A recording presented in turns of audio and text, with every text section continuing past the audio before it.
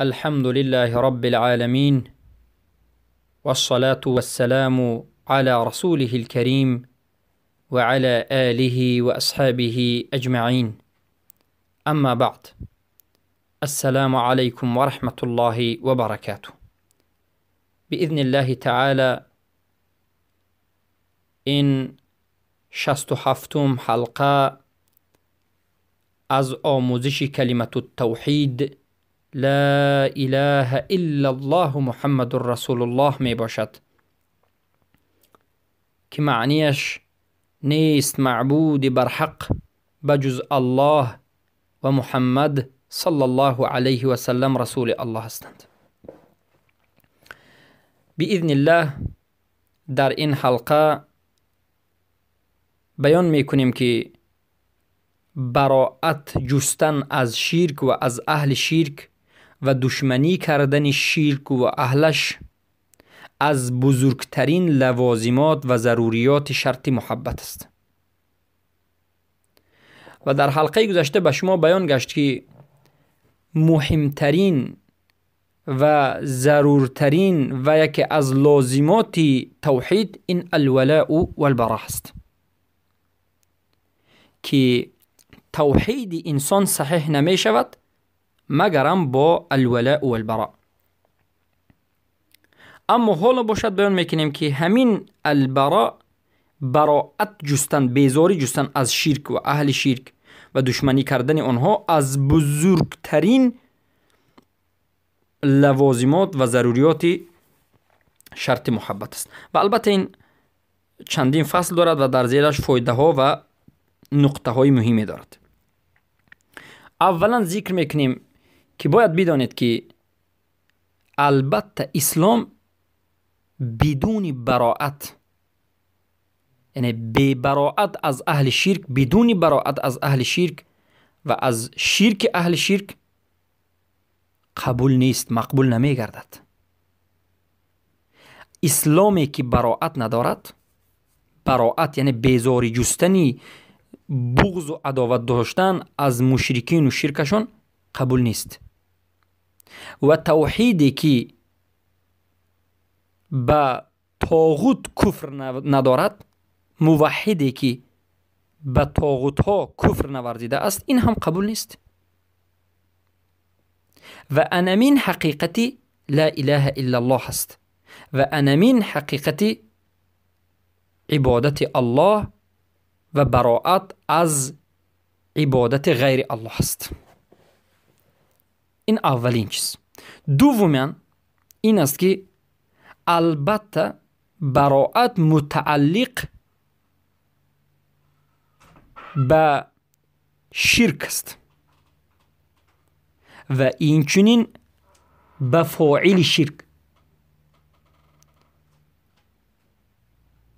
فاعل شرک یعنی اهل شرک، انجام دهنده شرک، آنهایی که شرک را انجام میدهند، مشرکین. یعنی بیزاری جستن و براءت کردن هم از شرک به همین خلاص نمیشود، هم از اهل شرک که اینها مشرکان هستند.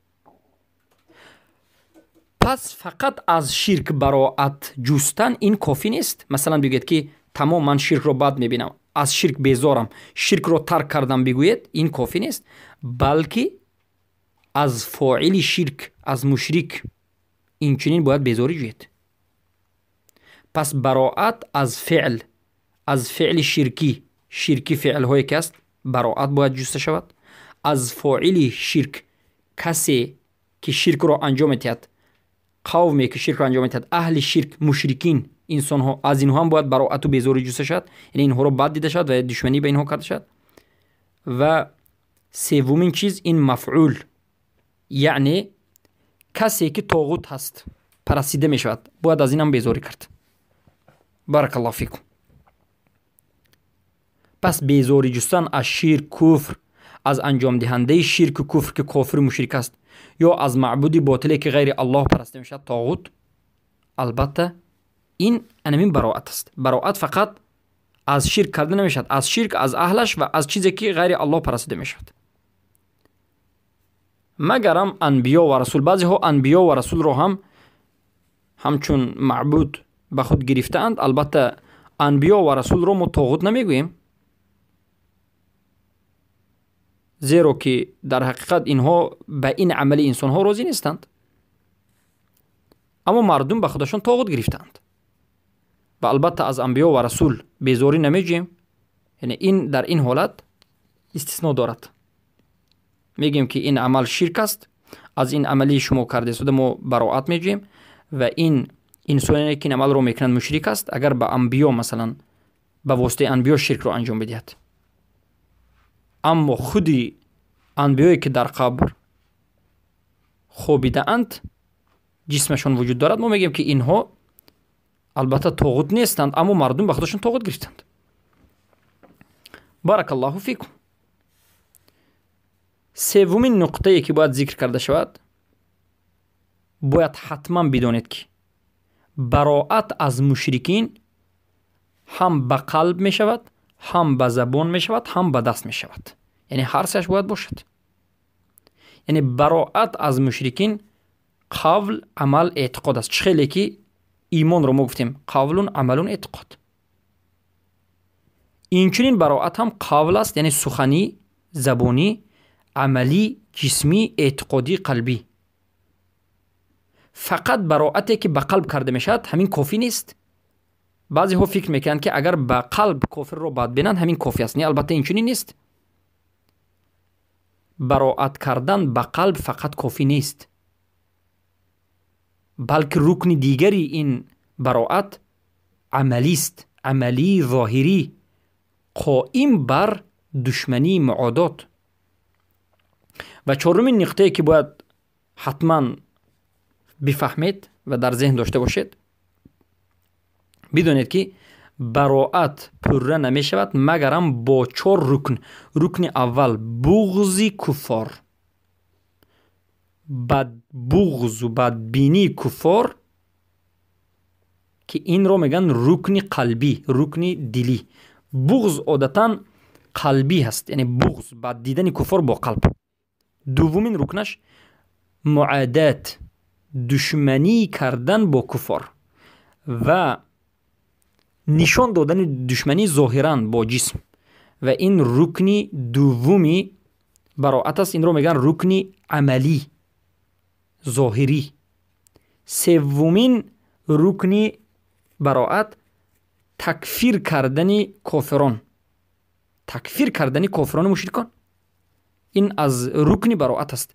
کسی که کافر مشرک رو تکفیر نکرده براءت ندارد.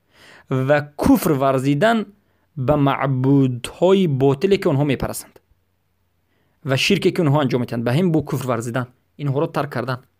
چلی که ابراهیم علیه السلام گفتند کفرنا بکم و بدا بیننا کفرنا بکم. پس این رو میگن رکنی قولی زبانی. چهارمین رکنش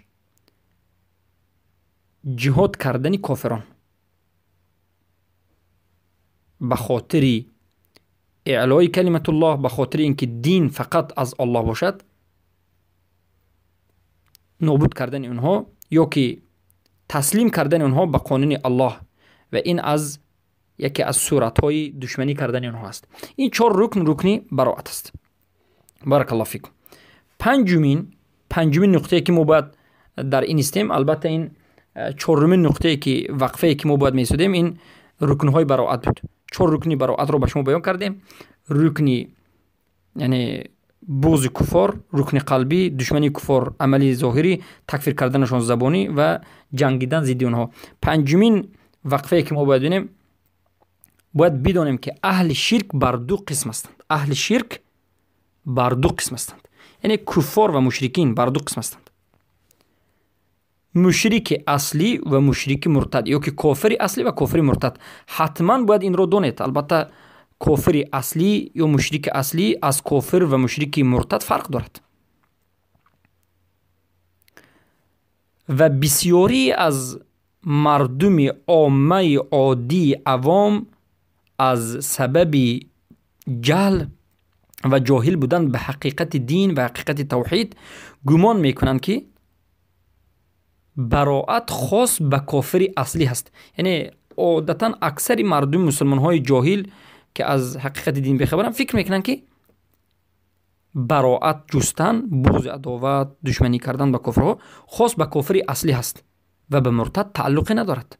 البته این غلط است و از سبب همین عقیده باطلشون نسبت مرتدین هیچ براءتی رو انجام نمیدهند، نه قلبی، نه جسمی، نه زبانی. نه مرتد رو بد میبیند، نه دشمنی میکند، نه تکفیر میکند، نه نابودش میکند، نه قتال میکند. و امروز خصوصا مرجئه ها چقدر کوشش میکنند که همین باب مرتد رو نابود بکنند. کوشش میکنند که در همین باب سخن کمتر شود، کوشش میکنند که در همین باب درس هم نشود و در همین باب کتاب ها هم نباشد. اما البته این بابی است که الله سبحانه و تعالی خودش گفته است. با وجود این همه حرکت مرجئه این کار رو انجام داده نمیتوانند. ما میگیم باید براءت هم ضد کفار و مشرکین اصلی که اونها به اسلام هیچگاه نامدن، در اصلی کفارشون ایستادند، و هم باید به ضد مرتد باشد. به هر دوی اینها باید چی باشد؟ براءت باشد. اما کافر اصلی و کافر مرتد، مشرک اصلی و مشرک مرتد چه فرق دارد؟ مشرک اصلی یا کافر اصلی کسی است که از روزی که تولد شد، از پدر و مادر کافر تولد شد تا روزی که مرده است در کفر است و به اسلام یگان بار ندر آمده است، داخل نشده است. همیشه در کفر ایستاده است، در کفر تولد شد و در کفر ایستاده است. اما مرتد کسی است که کافر بود، مسلمان شد و باز گشت کافر شد، مرتد شد، یعنی دین رو رد کرد. یک نمودش. یک نمود دیگرش از پدر و مادر مسلمان تولد شد، مسلمان بود، در بین مسلمان ها زندگی میکرد، اما دین رو رد کرد، شکننده اسلام رو انجام داد، یا دینش رو تبدیل داد به دین دیگر، یا که شکننده رو انجام داد، مشرک شد، کافر، مرتد شد. یعنی کافر اصلی کسی که در کفر باقی بود، در کفر بود و باقی مانده است. مرتد کسی است که مسلمان بود و گشته کافر شد. یعنی مسلمانی که کفر میشود مرتد میشود. البته حکم مرتد وزمین‌تر است، به خاطر اینکه دین رو رد کرده است و از دین برآمده است. بارک الله فیکم. فرقش به شما به همین خاطر با این در این نقطه بیان شد. بارک الله فیکم. ششم وقفه، نقطه‌ای که ما باید در اینجا بیستیم و صحبت بکنیم این است که از بزرگترین صورت و نمودی موالات کفار، موالات کردن، دوستی کردن و مهربانی کردن و همکاری کردن با کفار و ایمان آوردن به طاغوت، یعنی کافر شدن، در عصر ما، خصوصا در همین عصر ما، این یک ابتکار نو، یک اختراع نو، یک فکر نوی که منافق ها پیدا کردند و نامگذاری کردند. ببینید، از همه بزرگترین دوستی کفار و ایمان آوردن به طاغوت، کافر شدن، همین در عصر خود ما این است که منافق ها یک چیزای نوی رو پیدا کردند. به مانندی به عربی این میفهمند عربا خوبتر که خودشون در بینشون مشهور است، التعایش سلمی میگند، یعنی زندگی کردن بین همدیگر، یعنی کفار مسلمین در حالتی سلامتی و با مهربانی و یک دیگر فهمی. یعنی در یک جامعه ای که نصفش کفار است، نصفش مسلمان است، کفار کفارش کند، خیلی که زندگی کرده میخواد زندگی کند، مسلمان مسلمانش کند، و به همین راضی شدن که امروز منافقا میخواهند که من شما مسلمان رو همچنین تربیت کنند، که البته این کفر است. قرآن و سنت این رو نمیخواهد.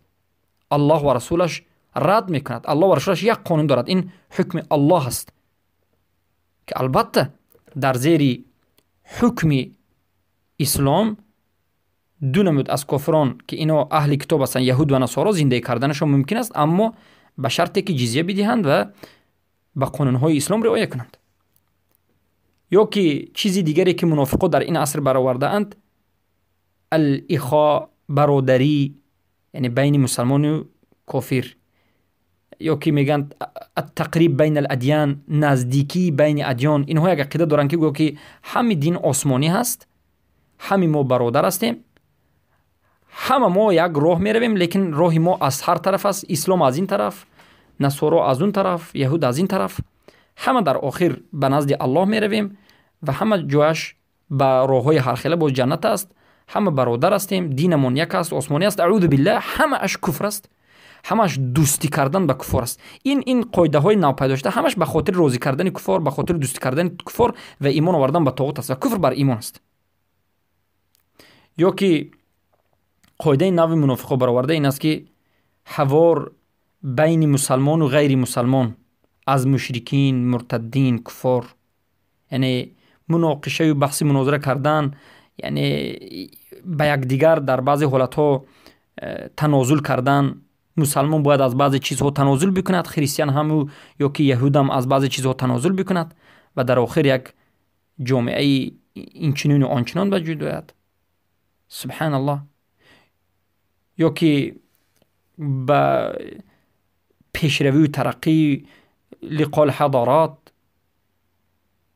سبحان الله. یا که قاعده نوی که امروز منافقا برآوردن و در جامعه اسلام پهن میکنند، حریه، آزادی، به مانند دموکراتی که امروز در تمام دنیا تحاکم است.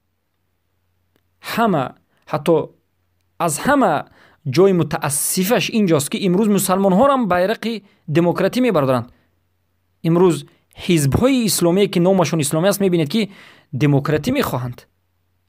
از اخوان شروع میشود تا نهضت اسلام، از اردوغانش شروع میکند تا دیگرش، همه اش بیرق دموکراتی میبردار که این کفر صریح است و انمین موالات کفر است، دوستی کردن با کفر است. یعنی قانون اونها رو برداشتن، همین بهترین قانون گفتن، همین رو قبول کردن، اختیار کردن و همین رو اعلان کردن و به همه جا شعار زدن، این موالات کفر و ایمان آوردن با طاغوت است. حریه، دموکراتی. یا که لیبرالیه، البته از یک فرقه ناپیدا شده عصر حاضر که لیبرالیه هست شما بیخبرید، به نهایت یک نازکی جایها دارد. البته ما در آینده به شما بیان میکنیم. لیبرالیه دولت سعودی، حکومت سعودی یعنی لیبرالی هست. مملکت العربیه السعودیه این دولت پایریزی به لیبرالی شده است که علما اینو بیان کرده.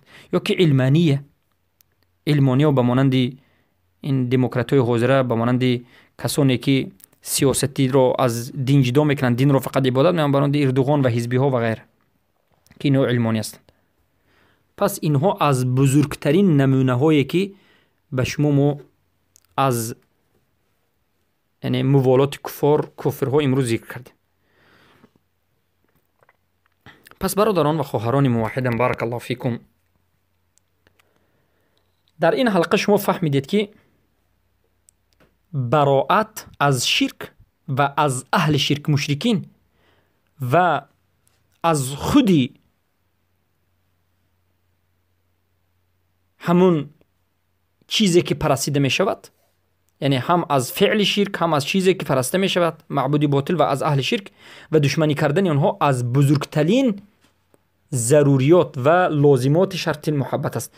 یعنی شرط محبت همان وقت درست می شود که براءت وجود داشته باشد. ببینید، لا اله الا الله، کلمت التوحید، همان وقت صحیح می شود که محبت به وجود آید. شرط پنجمی صحت لا اله الا الله محبت است. اگر محبت نباشد، لا اله الا الله به صاحبش هیچ فایده نمیده، صاحبش مسلمان است، کافر است. و محبت همان وقت صحیح می شود که در درونش الولاء والبراء باشد و بخصوص براءت از مشرکین باشد. چرا خاص براءت؟ چرا که امروز مسلمان ها بسیارند که مسلمان رو دوست می‌دارند، توحید رو دوست می‌دارند، موحدین رو دوست می‌دارند، اهل توحید رو دوست می‌دارند، شرک رو ترک کرده اند، شرک انجام نمی‌دهند، اما اهل شرک رو، مشرکین رو ترک نکرده اند، به مشرکین براءت رو انجام نداده اند، مشرکین رو دوست گرفته اند، از مشرکین بیزاری نجسته اند. چرا که مشرک یا پدرش است، یا دوستش است، یا که استادش است، یا که همقامش است و غیره و غیره و غیره. پس خاص براءت رو علما ذکر میکنند که خاص بیزاری جستن، خاص براءت یعنی بغض و عداوت کردن نسبت کافران و مشرکان، نسبت کافر و مشرک و اصلی یا که مرتد فرق ندارد، و از اهل شرک دشمنی کردن اونها از بزرگترین چیزهای لوازمات و ضروریات شرط محبت است. اگر براءت نباشد محبت نیست. و چخیلی گفتیم این فصل در زیرش یعنی فایده ها دارد و خفا دارد. ما به شما 5 فایده و فقاد رو ذکر کردیم. مختصرا بار دیگر میگیم که بینهایت مهم است. اسلام به براءت از مشرکین و از شرک آنها قبول نمیگردد. توحید به کفر بر طاغوت قبول نمیگردد، برای اون که حقیقت لا اله الا الله این براءت از مشرکین و کافرین است. و دومش گفتیم براءت فقط متعلق به شرک نیست، بلکه به 3 چیز است: به فعل، به فاعل، به مفعول. مشرک، شرک و چیزی که پرستیده می شود، معبودی باطل و طاغوت. سومش گفتیم براءت از مشرکین فقط با زبان نه، بلکه به 3 چیز می شود: قلب، زبان، دست. و براءت گفتیم 4 رکن دارد: بغض به قلب، دشمنی به جسم، تکفیر کردنشون و جهاد کردن به ضد اینها. و گفتیم این چنین که اهل شرک بر 2 قسمند، یا که کافرها و مشرکا بر 2 قسمند: اصلی و مرتد، که معناش رو به شما فهموندیم. مرتد کسی که مسلمان بود مرتد شد، کافر اصلی کسی که در کفرش از اول بود تا حاضر شده است. ششمینش این که بزرگترین نمودهای موالات، دوستی، محبت کردن نسبت کافران و ایمان آوردن بر طاغوت رو به شما در این اصل حاضر ذکر کردیم که بزرگترینش انمین دموکراتی، لیبرالی، علمانی و تقریب بین ادیان و غیر است. بارک الله فیکم. و با همین این حلقه رو به پایان میرسانیم و باذن الله در حلقه آینده به شما سخنهای اهل علم رو بیان میکنیم که اسلام قبول نمی شود مگرم بجز با براءت. یعنی اسلامی که براءت ندارد، براءت از مشرکین ندارد و تکفیری مشرکین ندارد، این اسلام قبول نیست. و البته در این مسئله ما فقط سخن علمای کبار را ذکر میکنیم. ما شیخ ابن تیمیه رحمه الله، محمد بن عبدالوهاب، پسران محمد بن عبدالوهاب، نبیرهان محمد بن عبدالوهاب، علمای دار النجر، الدر الرسنیه رو به شما نقل خواهیم کرد. بارک الله فیکم. السلام علیکم و رحمت الله و برکاته. و از الله سبحانه و تعالی می طلبیم که حقیقت الولاء و البراء را به ما نصیب